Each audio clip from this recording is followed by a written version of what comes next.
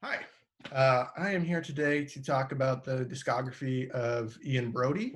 He is the leader of the Lightning Seeds, a fairly large English group in the 90s. But then he's also in some post-punk groups in the late 70s, early 80s, and then he's been a producer on a lot of stuff. So we're going to get into it. Just so you know, Ian Broudie was born in Liverpool, uh, in August 4th, 1958. Um, and his first band was called Big in Japan. Big in Japan was a post-punk group out of Liverpool. They formed after they all saw a live show of The Clash at this club called Eric's Club, which was a very big club for that scene at that time in Liverpool.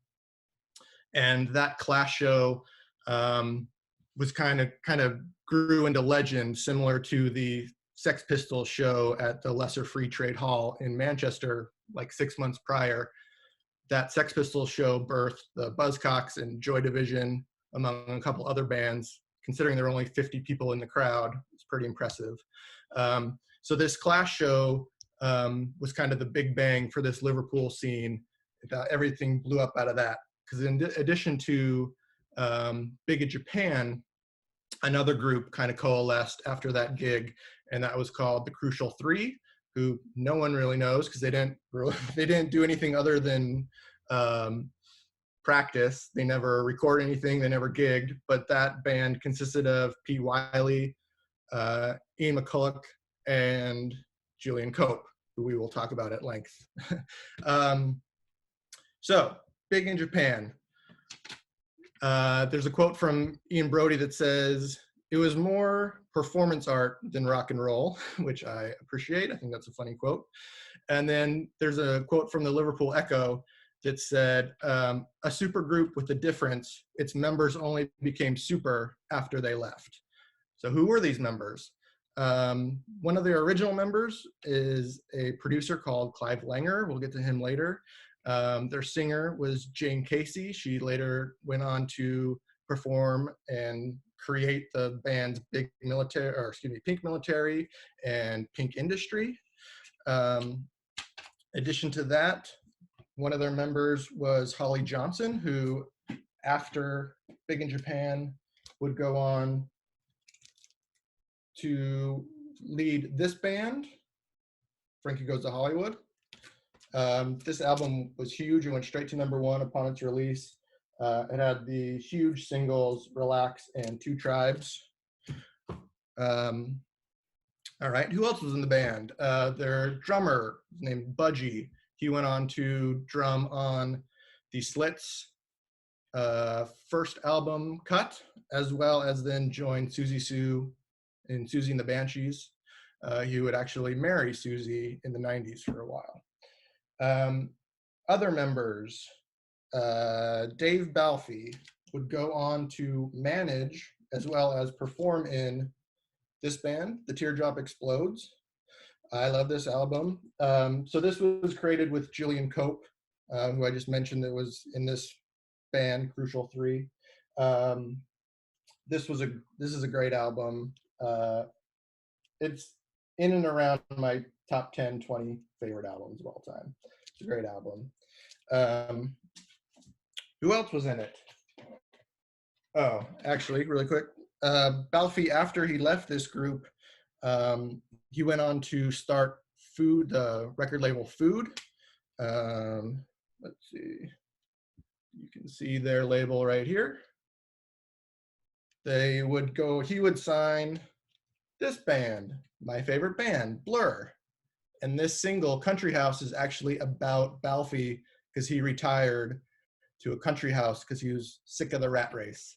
And this single went to #1, so it was about him. Or another band member was Bill Drummond. He went on to this band, the KLF. This album is The White Room. It's early rave techno music. I love it. It's great. They were very successful, especially in Europe.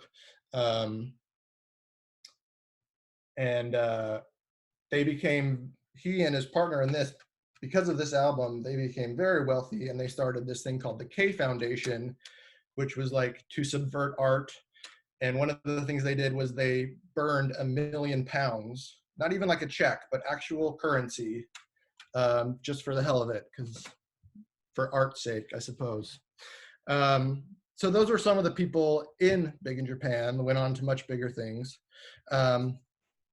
Big in Japan itself had a very, very small output of music.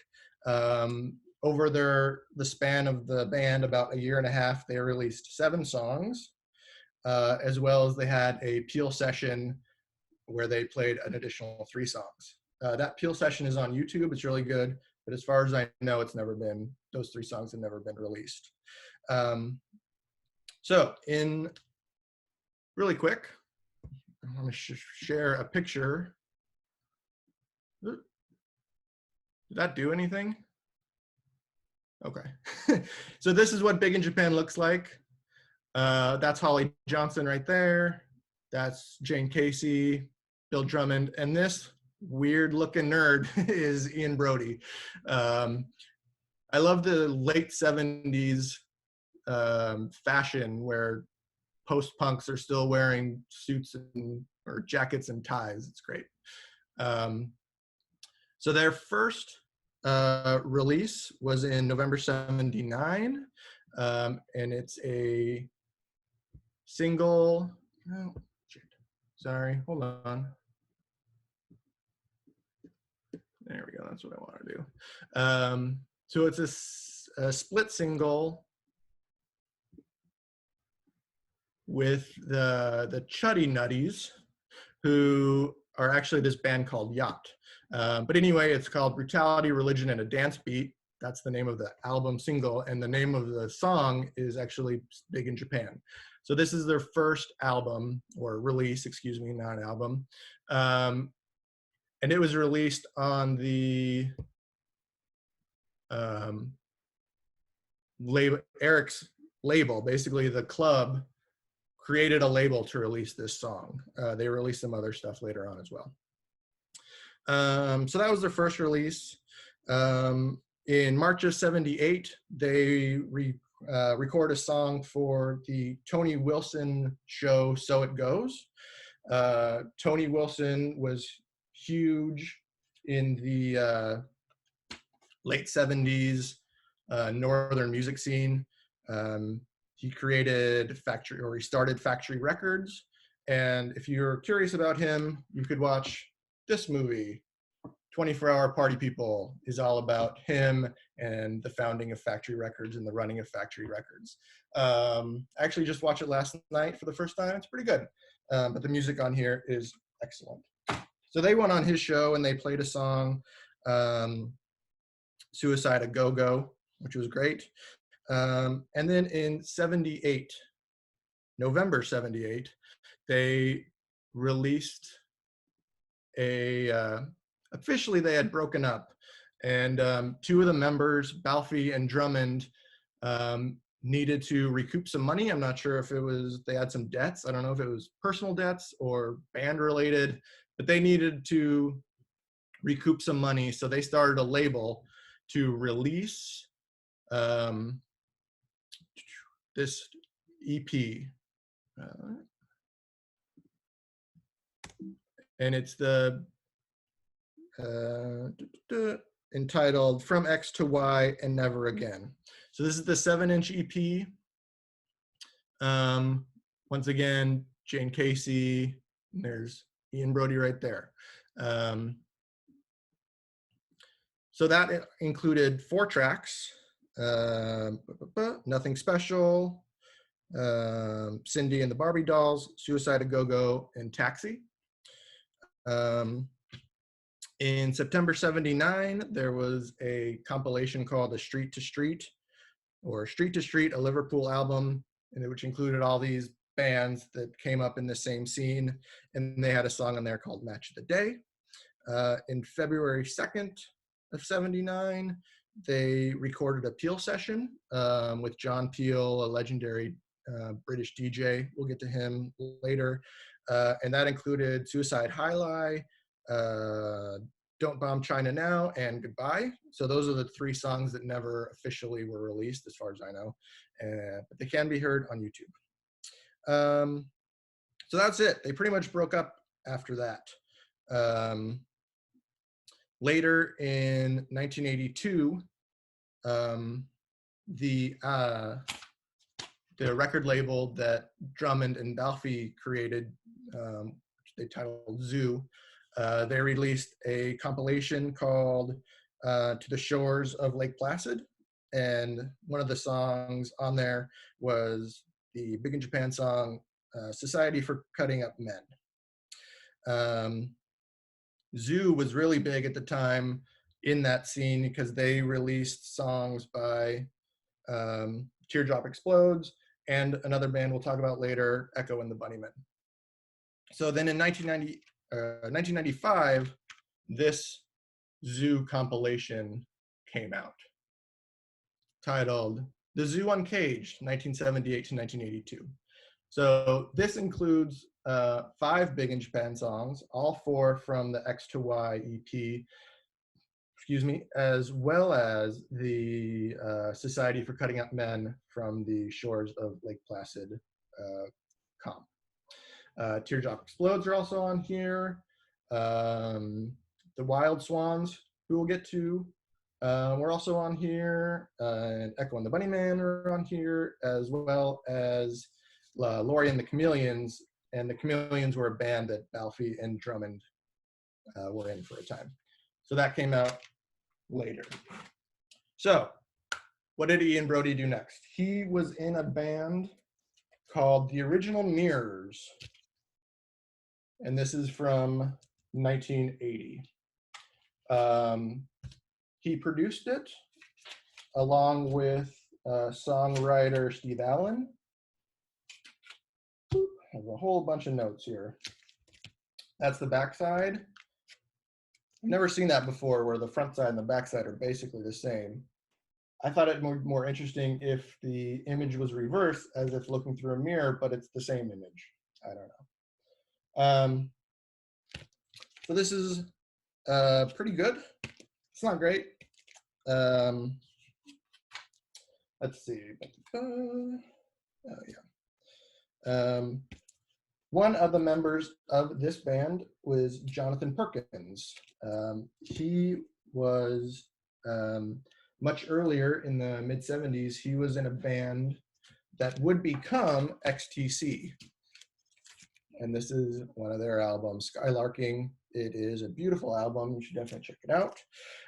He left that band over creative differences. And it's like, man, he kind of went on to do nothing, and XTC went on to become what they became. So that's this. What other notes do I have? It was written and produced by Steve Allen and Ian Broudie.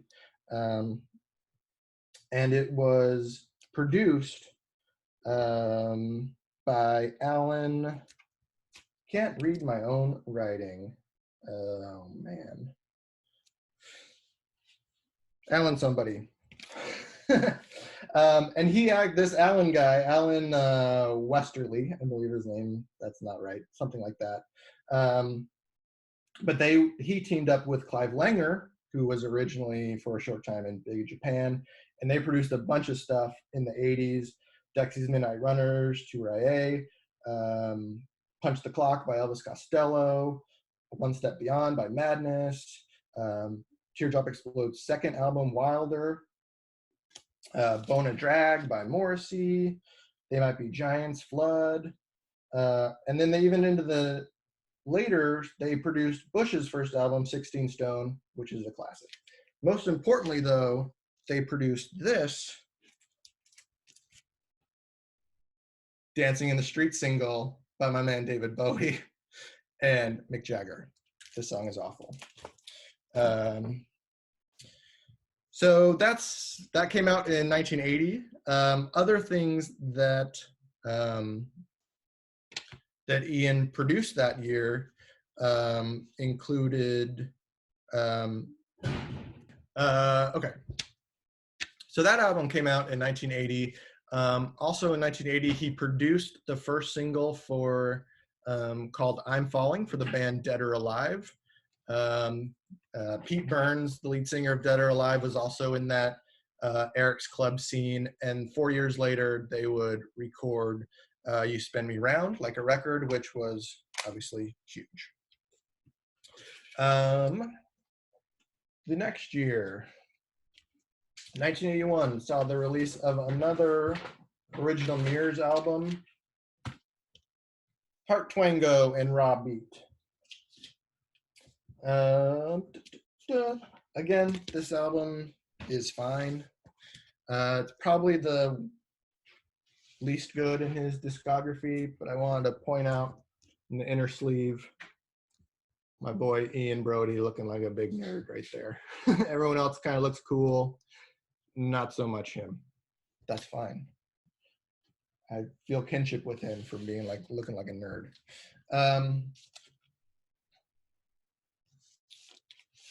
One of the most interesting thing about this album actually has nothing to do with the music. It's actually on the back here, if you can read that, sleeve designed by Peter Saville, who's probably the most well-known album cover designer possibly of all time.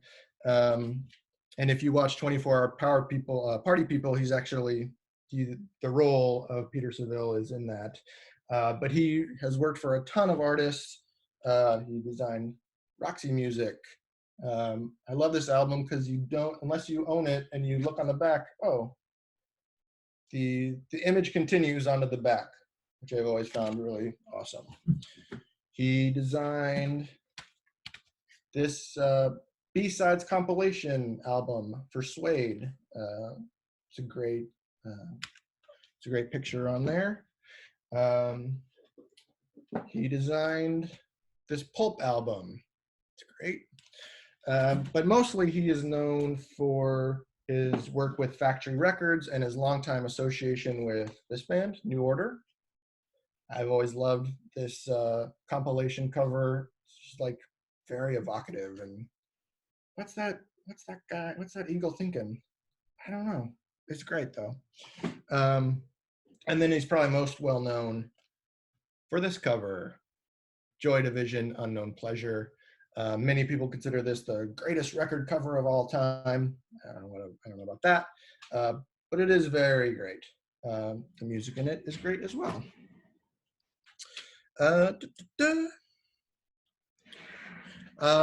So there is a CD of all the original Mirrors songs. It's called Heartbeat, the best of. And it's basically all 20, the best of, meaning everything they ever released, all 20 songs from their 2 albums. I think it's on an unofficial release. I didn't pick it up. Maybe I will at some point. It's on Discogs for like $30. It's like, do I need that? No, not really. Excuse me. So also in 1981, he produced stuff for Wah, which is a band Pete Wiley created. And then this other band, TV21. Don't really know them. Oh, one thing I skipped from 1980. This album, Echo and the Bunnymen. Great album. Their debut, Crocodiles. He produced their second single, Rescue, and then its B-side Pride, both of which are on this debut album from Echo and the Bunnymen. The single charted. It ended up being number 62 on the single chart, and it was the first single of Echo and the Bunnymen's 2 chart. So this was in May 80. In February of 83, this album came out. Again, Echo and the Bunnymen. Their third album, Porcupine, he produced the entire thing.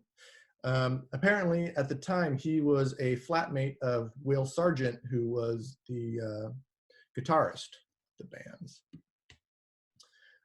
It charted at #2 on the album charts, and the single, especially The Cutter, went to #8 on the British charts. The Back of Love went to #19. So it was a very successful album from 1983. The next thing band he'd be a part of also was released in 1983, and that is this, the band Care. He started this band with Paul Simpson from Wild Swans. We'll see them again a little bit later. They released 3 singles, and as they were trying to compile a album, Paul left the band. But this song is awesome. I really like it. The B-side is Mesricord. It's fine. It's just a little piano instrumental. One thing that's interesting, it's produced by Ian Broudie, although at some points he goes by Kingbird. This is a Kingbird production. And this single charted in the UK and went to #48.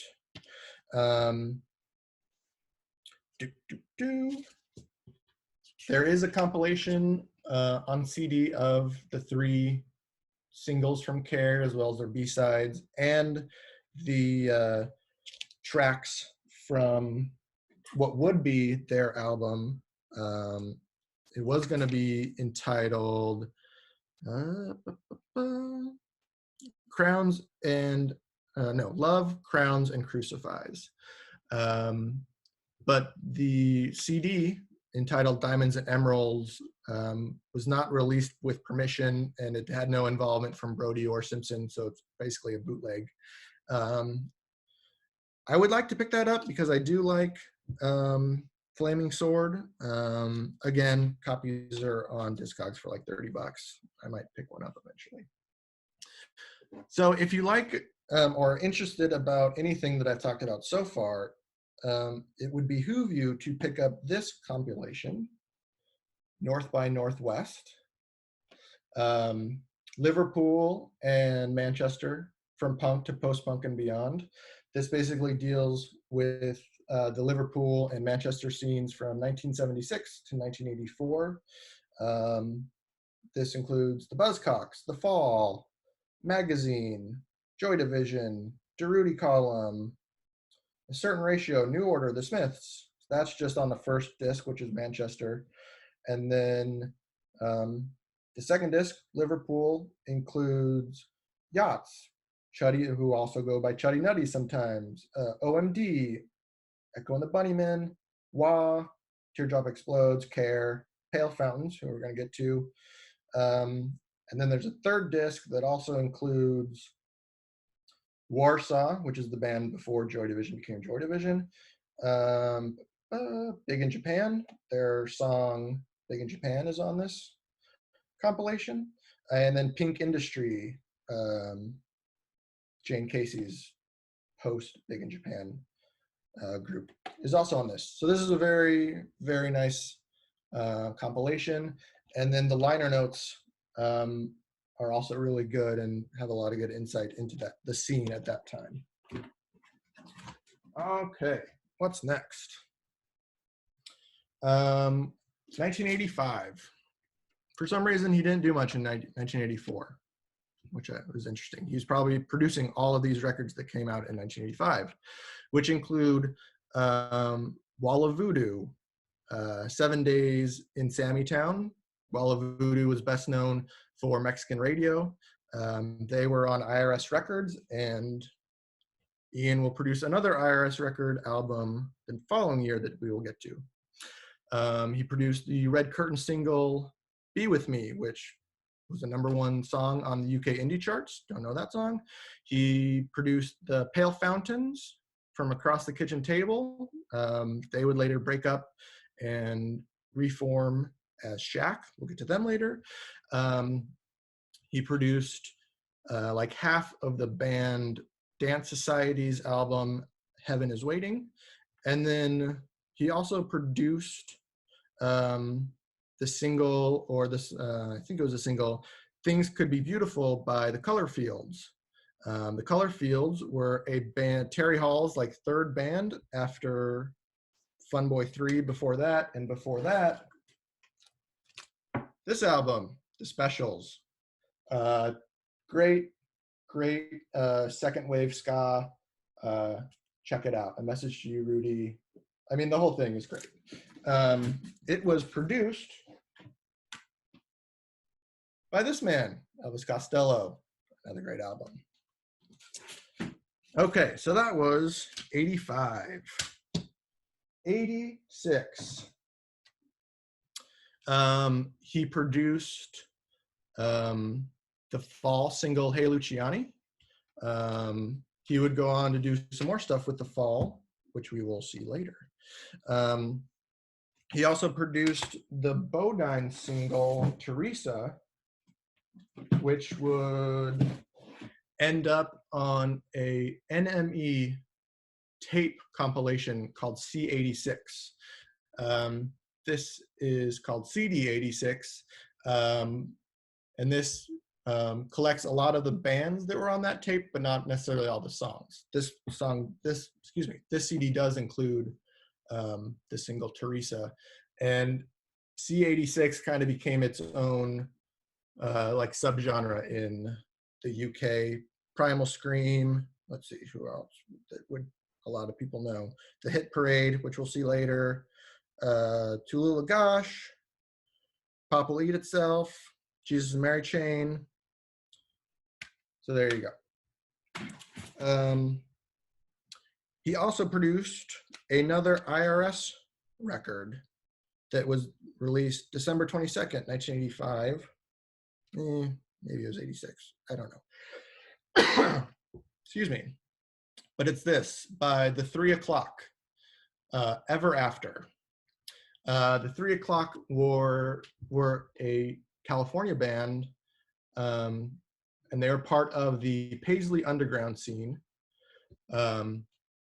which took bands from the 60s, mostly originally psychedelic bands like Love or the Byrds, but then added, each of the bands kind of added their own music that they liked.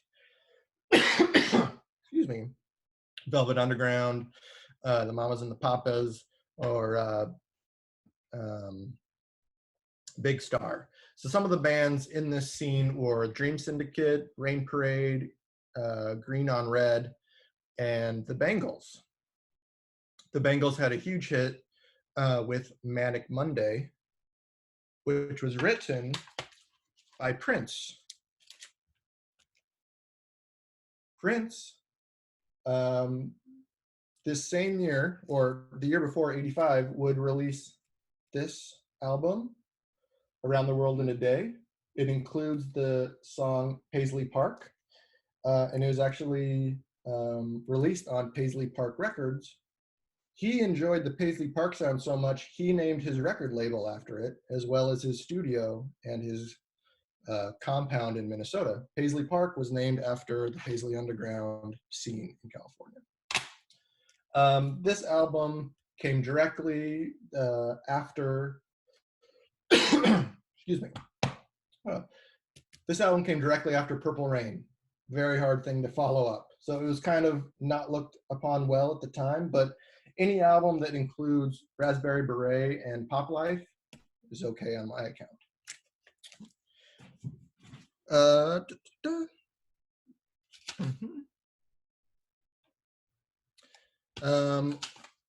One interesting thing that I saw while looking at this is that track 1, you probably can't see it, but remixed by William Orbit. I thought that's really weird. But he was actually at the time in a band, his first band called Torch Song, and they're also on IRS, so then it kind of makes more sense. But William Orbit would go on to produce some classic albums. such as Madonna's Ray of Light, great album, and Blur, 13, great album. Other bands that were not necessarily in the Paisley Underground, but were around at that time. This album, Game Theory, Real Nighttime. This is a great album. Michael Quercio, I believe it's pronounced. He was the leader of 3 o'clock, and he helped produce some of this, I believe. Good album. It was also produced and engineered by Mitch Easter, who helped another IRS band get very famous. These guys, REM. This is their basically their second recording. They had recorded a single for another label, but this is the first thing they produced on IRS. And there's a very good chance that you'll see a discog of REM in your future by somebody, probably me. Another band that was supposed to, that I read, took a lot from the Paisley Underground. From this would be like 20 years later. Granddaddy, Software Slump, an amazing album. These guys were from Modesto, California, about 50 or 60 miles south of Davis, California, which is where the Paisley Underground scene kind of started before it moved to Los Angeles. Whew. All right. What's next? 1987.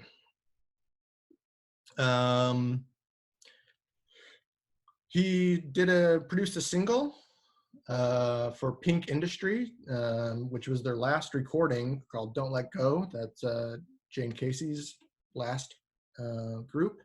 And then also he produced If You Want to Defeat Your Enemies, Sing His Song by the Icicle, the Icicle Works. I don't have that CD, but this is their greatest hits. Most people would probably know this by Birds Fly, Whisper to a Scream. That's, at least in England, or excuse me, in America, that'd probably be their song that most people might know. This band was fronted by Ian McNabb, which we'll see a lot moving forward. And then the drummer was Chris Sherrick, and we'll hear his name a bunch going forward as well. All right, 1988. He produces another album, or an album by The Fall, I Am Kurious, Oranj, which is supposed to be very good. I have not heard it. He also produced an album called Shack. This was a band that came out of Pale Horses, Pale Fountain. This is not the album he produced. He produced Zilch, but this is an album that Shack disbanded after Zilch, but then they got back together in the late 90s, and this is another album they produced, HMS Fable, very good. Another group he produced was Human Drama. And I want to read you something from, I think it was from their Wikipedia, or no, maybe it was their All Music. So anyway, he produced their first EP, Hopes, Prayers, Dreams, Heart, Soul, Mind, Love, Life, Death. So they are one of the longest lived American goth-inspired bands, coming to wider attention via the heavily hyped scream scene of the mid-'80s, referring to the noted underground goth metal club that helped bring Guns N' Roses and Jane Addiction to wider attention. And they contributed a song, Wave of Darkness, to the 1987 collection Scream, the compilation, which led to them signing with a major label. That does not sound like anything Ian Broudie would be involved in. So I'm gonna need to do some more research on them because I do not know them very well. The next year, 1989, he produced their full-length album Feel. He also produced a single for the fall, Cab It Up. He also produced a song off the single Take Me by AdultNet, which that was a band that Brick Smith, who was in the fall and was Marky Smith's girlfriend, that was her band, and it also included Simon Roger, who we'll hear a lot of going forward. Also in '89, he produced Noir Désir, a French band, and I am going to mangle this album title. Veuillez, rendre, l'ami, elle, appartient. Exactly. Roughly translated a please give soul to whom it belongs. I only bring this up because French Rolling Stone named it the 10th greatest French rock record of all time. So I think I'm gonna have to pick that up. 1989 is also the first time that anything from the Lightning Seeds, pretty much the reason I'm here to talk today, is released. He releases a couple of singles, Pure and Joy, off of this album from 1990, Cloudcuckooland. And it's funny because their band name actually comes from this album. Ian Broudie misheard lyrics from Raspberry Beret as the lyrics, thunder drowns out what the lightning sees. Great lyric. He misheard it and named his band the Lightning Seeds, which I think is kind of awesome.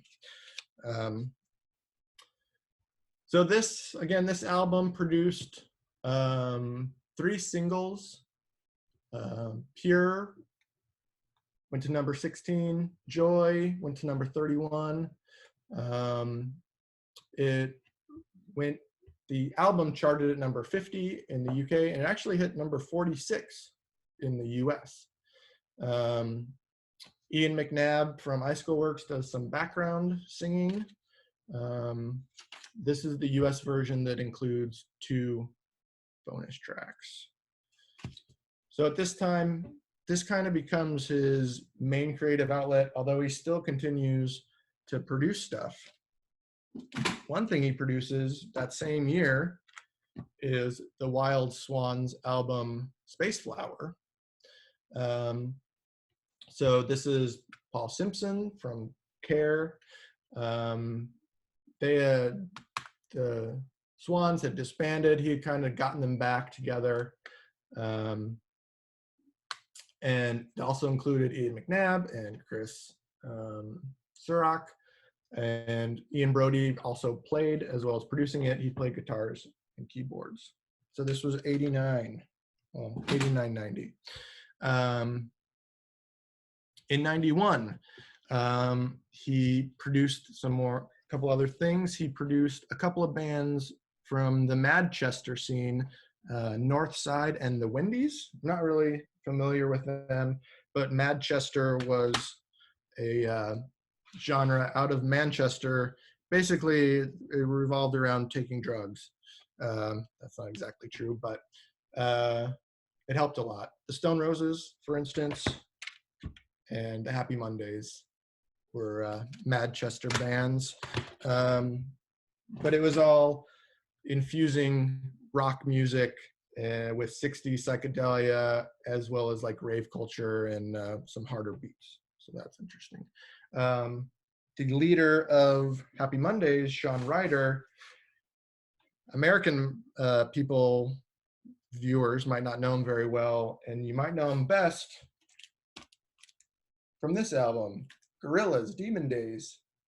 He sings on the song Dare. It's Dare, that's Sean Ryder singing that song. All right. Whew. 92. Hey, here we go. The second album from the Lightning Seeds, Sense, came out April 26th. This time he brings in Simon Rogers to co-produce as well as kind of be help him arrange. And so Simon Rogers was in the fall. He was also in that band with Brick Smith. So there are a couple singles. The Life of Riley, that was written about his son, and that reached number 28. And then the single Sense reached 31. The album itself reached number 53 on the UK charts and actually hit number 154 on the US charts. Some guests and co-writers include Ian McNabb and Terry Hall again. Good album. Also in '92, the band The Wedding Present had this idea to release one 7-inch single every month. And they later compiled it into the Hit Parade. And Ian Broudie produced the singles for April, May, and June. So they released 2 of these, Hit Parade 1 and Hit Parade 2. Hit Parade 1 covers the first 6 singles and B-sides, and Hit Parade 2, obviously, the latter half of the year. Wedding Present, great. All right, look at that. We went through a whole box. Wow. Oh.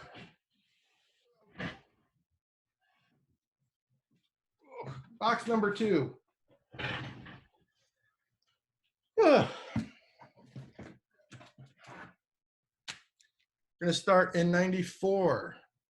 Actually, before that, really quick, '93, he produces an English band's album, Dodgy. He produced the album, the Dodgy album, as well as producing a album for Alison Moyet called Essex. He was brought in to re-record songs because the label wasn't happy with what she had originally presented. Alison Moyet, at least for Americans, she's a kind of a top 40 perennial in the UK, but for Americans, she's probably best known for being part of Yaz, in the UK called Yazoo,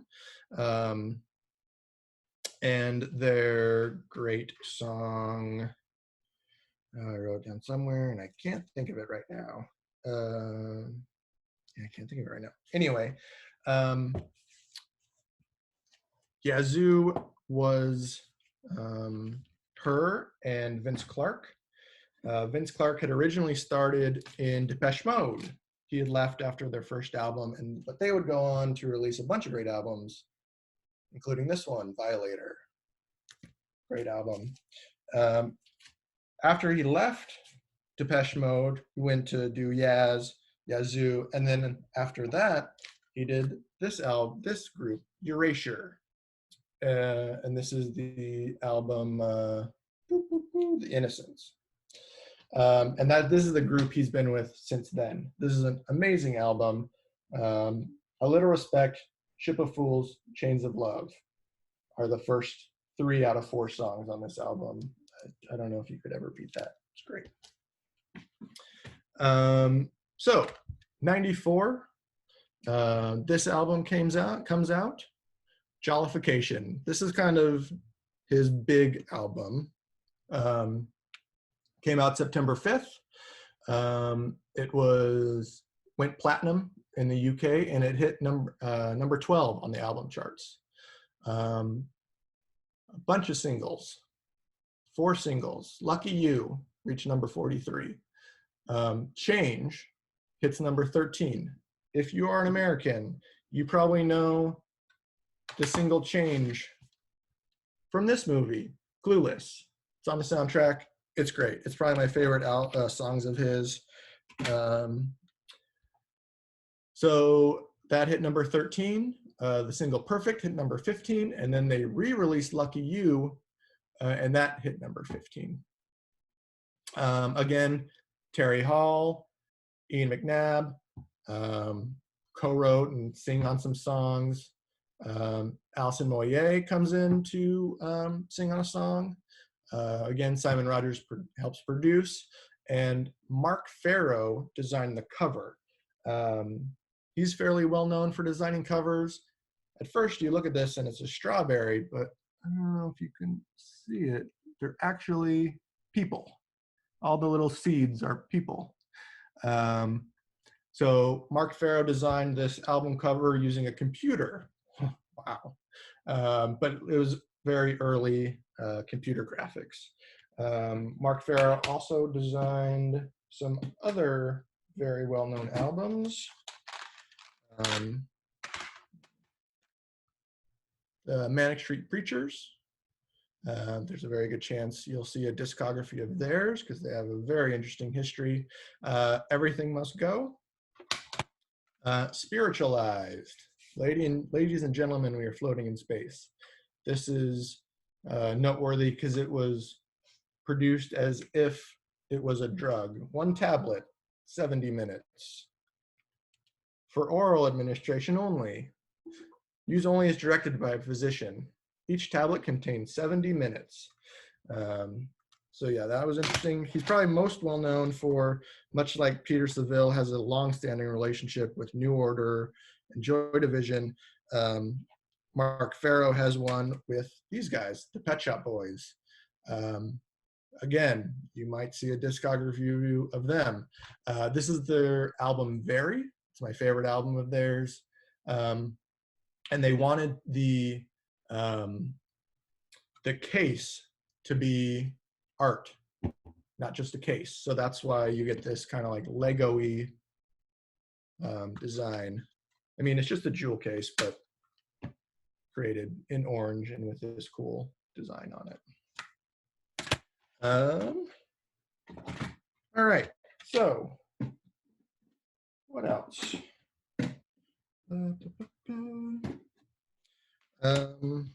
Another guest on this album is Simon Fowler, who was the leader of this band, Ocean Color Scene. It was a great album, Mosley Shoals. And then finally for this album, the third song on it, Open Goals, samples the song Look a Pie Pie from these guys, the Meters. Great. Great band. You should definitely check this out. Oh, there's always one that, I mean, Just Kiss My Baby is great. Sissy Strut, it's all good. Very great album. Okay. So that was 94. In 95, also in 94, he produces Terry Hall's first solo album entitled Home. That includes a cover of the song Sense, because they co-wrote it together from the previous album of the Lightning Seeds. And he also produces another single for Alison Moyet that she's going to put on her singles comp called Solid Wood. 96, they release, so I don't have a lot of the Lightning Seeds singles because unlike bands that were more in the Britpop genre and they got really big even on this side of the States, like Pulp, Suede, Oasis, Blur, not a lot of their singles made it over here. Haven't found very many in UCD stores, and then when you look on like eBay, they're pretty expensive. One CD single I did buy though is this, Three Lions. In 1996, England was hosting the European Soccer Championships, football. And the English Football Association came to him and asked him to write a song to be like the official song of the England team. He said, okay, I'll write the music, but he wanted this comedy duo, Baddiel and Skinner, and Skinner to write the words. So they did that, and they released this. It was the de facto anthem of the national team. And in that tournament, they actually went on to the semifinals.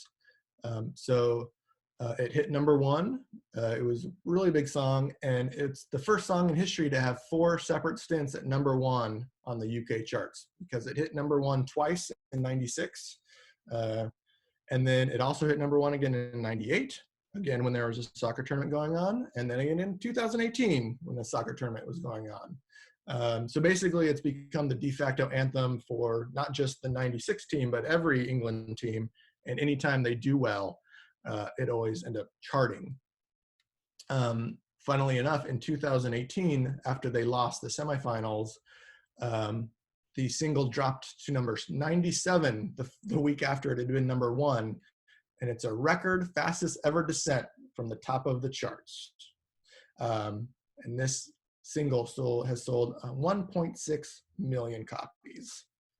Wow.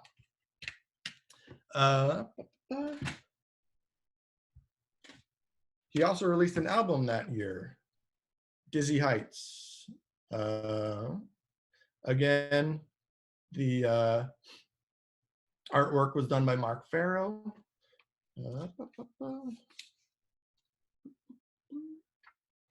It was released on November 11th, 1996. Again, produced by Simon Rogers. This time, Dave Bascombe also produced it, as well as mixing it. He had mixed their albums for going a while back. This album charted at went to number 11. The singles, Ready or Not, went to 20. What If went to 14. Sugar Coated Iceberg, number 12. And then finally, he recorded a cover of the Turtle song, You Showed Me, originally written by Gene Clarke and Jim McGinn, who, after they wrote it, would go on to form the Byrds. And that song, people might recognize because it ended up on this movie / soundtrack, Austin Powers. So let's see. Guests this time include Terry Hall, as always. He co-wrote 3 songs. Someone else. Where did that album go? Hold on 1 second. Stephen Jones co-wrote a song. He was Baby Bird. You might know him for the song You're Gorgeous, which is very good. So anyway, he co-wrote a song. Nikki Wire from Manic Street Preachers co-wrote a song, and Paul Roberts, who was in the Stranglers, co-wrote a song. And it was this album was recorded at Eel Pie Island Studios, which was owned by Peter Townsend, and they rented it from him to record the album, which I thought was interesting. All right, 97. 96, so 97. They released the Greatest Hits album, November 10th of 97. It went to number 5 on the charts, including a single, What You Say, co-wrote by Terry Hall.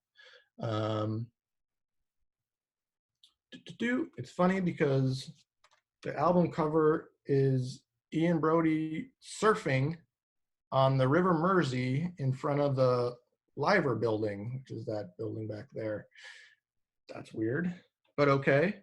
I showed you all those pictures of Ian Broudie looking like a nerd, and now, I mean, he still looks like a nerd, but now he's starting to look an older gentleman nerd. Again, this was designed by Mark Farrow. Very weird. In the album sleeve, there are a couple interesting things that he writes, including Justice for the 96, which has to do with Liverpool. We'll get to that in 1 second. And then Support the Liverpool Dockers. The Liverpool Dockers were on strike. So he's trying to, he's a working man, so he wants you to support the Liverpool Dockers.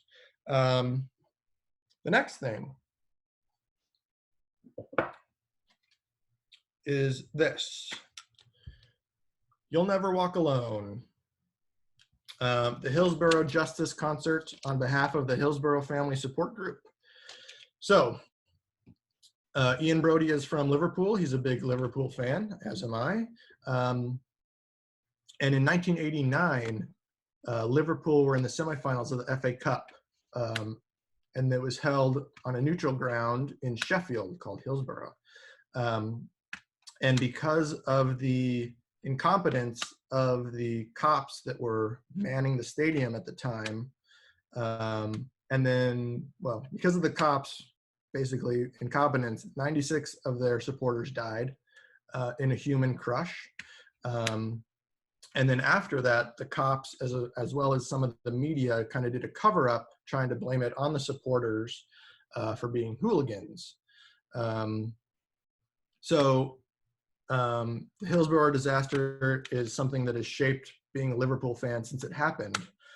And as you can see on their jerseys now, that has 96 on it in support of the 96 people who lost their lives. So this was a concert in support of their trying to get justice and the surviving members of the family trying to get justice for the people who had died. So this concert took place in May of '97, 8 years after the Hillsborough disaster. The song "You'll Never Walk Alone" originally was from the show tune, show tune Carousel, but it was covered by Jerry and the Pacemakers in the 50s, also from Liverpool. And Liverpool would play it before matches, and it kind of became the de facto anthem of Liverpool. So anyway, there are a bunch of people that were in this concert, including Stereophonics, who were not big at the time. I read something that the only reason they were on the bill is because Charles Branson, that's not right. Anyway, the owner of Virgin, basically was like, I'll underwrite the concert if you put Sammysonic on the bill. And he also, that label, then released this album. So Sammysonic, great band. Love the song Dakota. Also on the bill, this band Space. You might know them for Female the Species, kind of got big. But then the song Me and You Versus the World, which they sing on here, is great.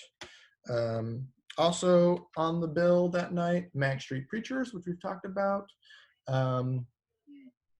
Lightning Seeds, obviously, and then Holly Johnson and the Lightning Seeds sing Ferry Cross the Mersey, another Jerry and the Pacemakers song about Liverpool. And then The Beautiful South is also on the bill. They had, I think, toured with the Lightning Seeds. That's why they're on the bill. They are from Hull, which is not really near Liverpool. Before this band, two of the members of this band were in this band, the House Martins, which is a great album, Liverpool 0, Hull 4. And I just bring this up because on the back it shows their band members, and I've read the reason they broke up is because one band member kind of wanted to start exploring electronic music, and that member was this guy, Norman Cook.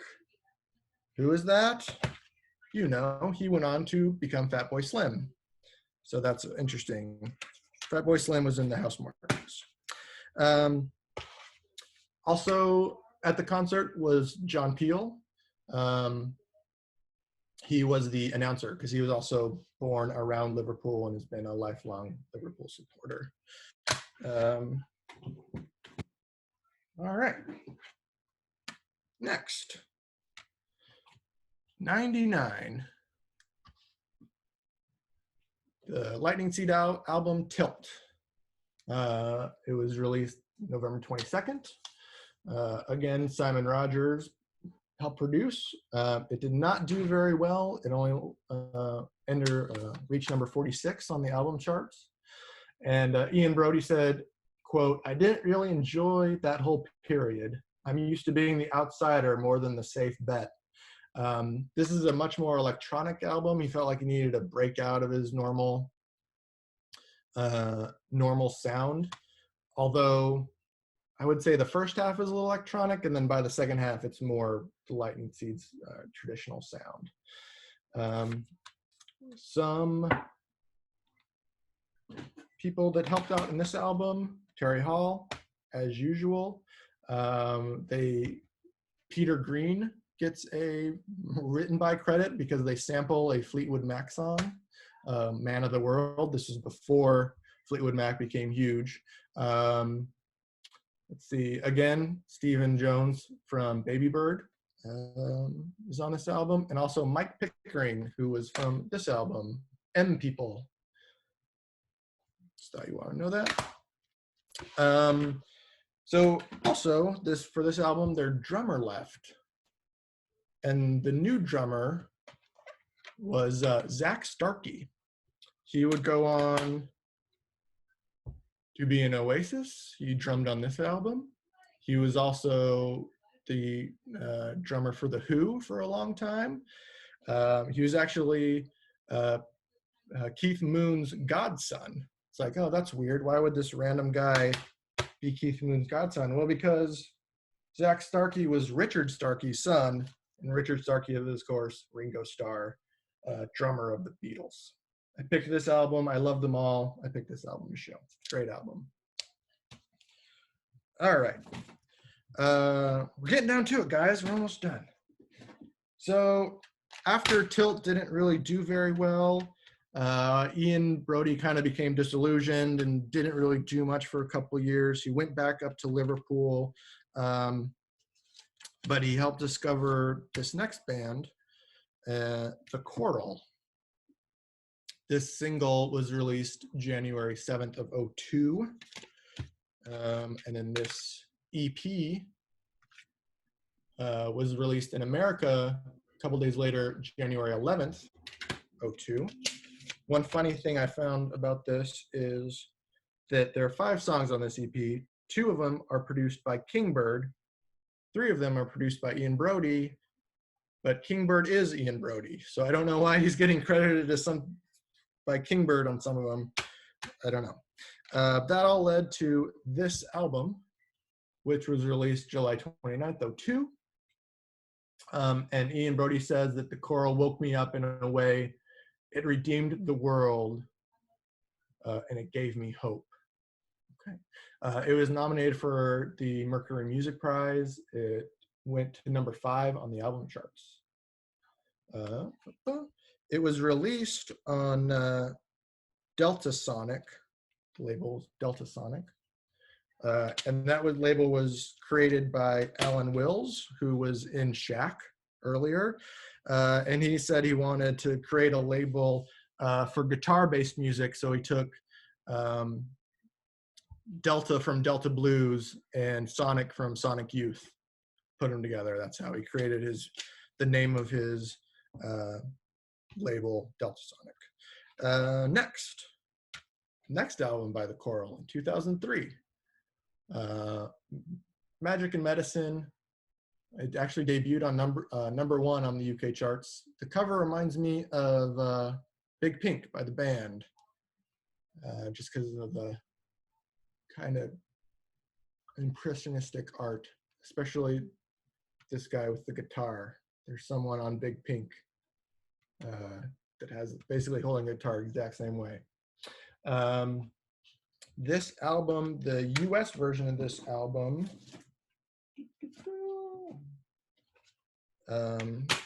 included as a bonus CD this album, Night Freaks, the Son of Becker. This was a mini album released in the UK. Again, it was a bonus on this, the American version. It was limited at 75,000 copies. Oh, wow. Dang, I better hold on to this. Their next album was not produced by Ian Broudie. It was produced by Jeff Barrow and Adrian Utley, who were from this band, Portishead. Great album. Dummy. It's an amazing album. All right, let's see, where are we? So also in 2003, he produced a couple of songs for this album, I Am Clute. It's a great album by the band I Am Clute. They were from Manchester. He produced Life in a Day, which is a great song. This whole album is great though. Check it out. 2 albums after this, their album would, can't remember the name of it, but it would be nominated for the Mercury Music Prize, and it was produced by 2 members of this band, Elbow, one of my favorite album bands.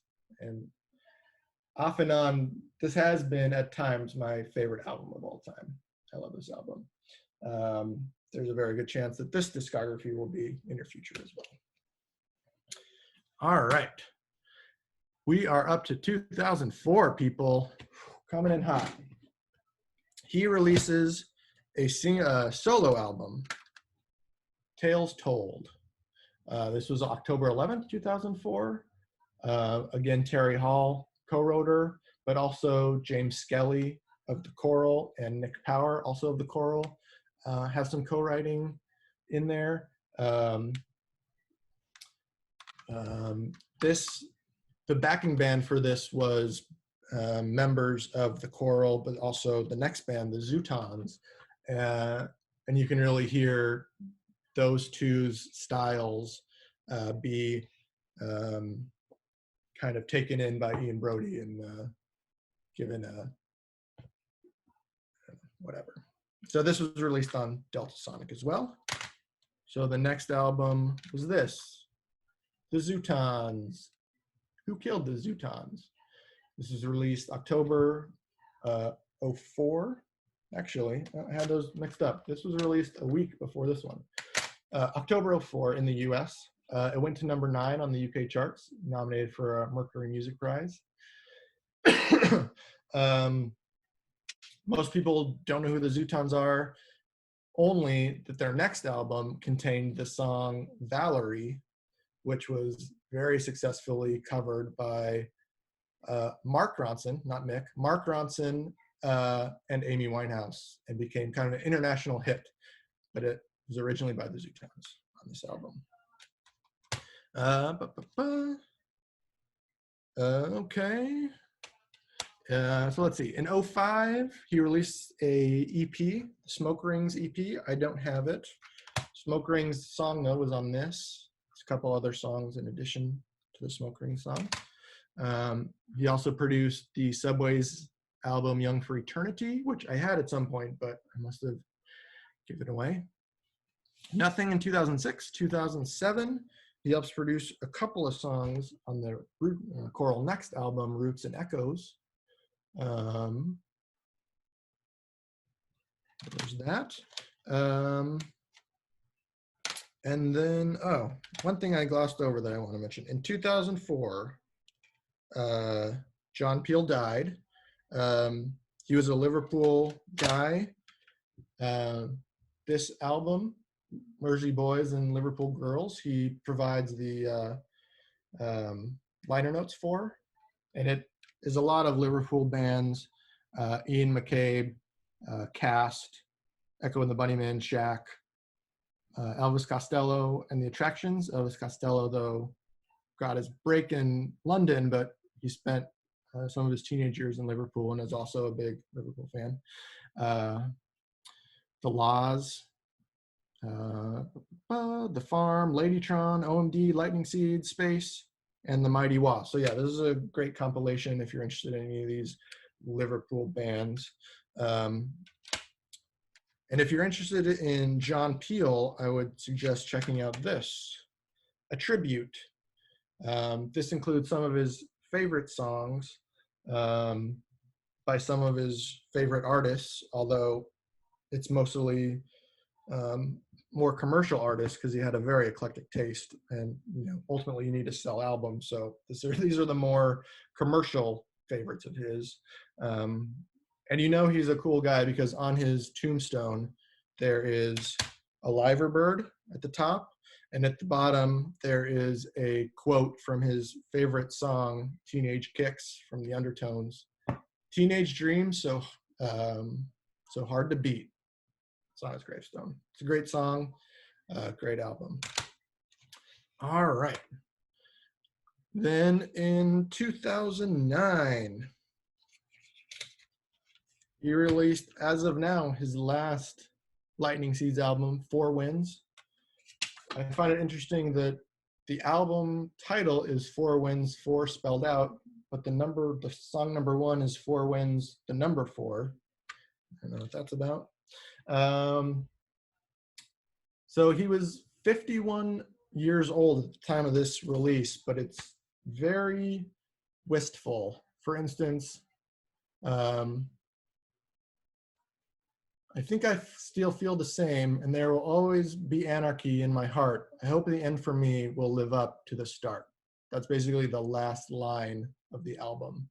Almost sounds to me like he's like, oh, that's it for me, which is very weird. This is a very good album. Again, it has a very choral and Zutons flavor, because some people co-writers on this were James Skelly again, from the choral, but also Matt Cullen, who I was not familiar with, but he has worked with Lloyd Cole, Gypsy Kings, and Mark Almond. So he has a pretty good CV there. So since this, he's gone pretty quiet. In 2013, he produced an album for Miles Kane. Miles Kane's second album, which I don't have, but this is his first album. You might not know him, or if you do, you know him as the less known half of this group, the Last Shadow Puppets. The more well-known person in this group would be Alex Turner from the Arctic Monkeys. All these, this album great, this album great.